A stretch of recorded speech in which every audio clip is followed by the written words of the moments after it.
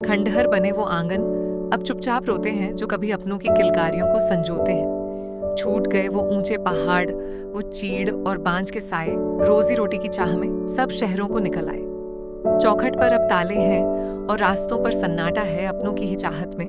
वो बूढ़ा पीपल तरसा है, खिड़की से झांकती मायूसी, और छतों पर जमी है धूल।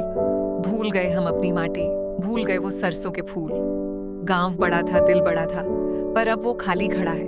खंडहर हुआ हर एक कोना, अपनी किस्मत पे रो रहा है। घेश बगजी की वो ठंडी हवाएं अब सूनी राहों में बहती हैं।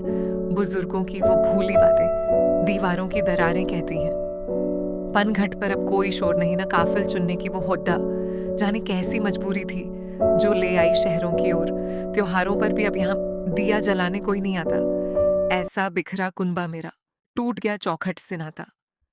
बचपन की वो अलहद यादें, मिट्टी में कहीं दफन हुई याद आती है। वो पहाड़ों की खड़ी चढ़ाई चढ़ना, हाथों में लाठी थामे ऊंचे शिखरों की ओर बढ़ना, सांसों का वो फूल जाना, फिर रुककर सुताना।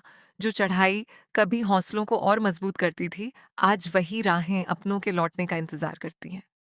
जिस माटी ने पाला पोसा वो आज अपनों को तरस गई। धुआं नहीं उठता चौके से, ठंडी पड़ी है वो अंगीठी। अब डाकिए के थैले में भी आती नहीं गांव की चिट्ठी। जिस ईष्ट ने रक्षा की सबकी, आज उनके ही दर पर ताले पड़े। ये विशाल गांव मेरा इतिहास समेटे सोया है, लगता है खुद अपनी दशा पर। देवभूमि का आंचल रोया है।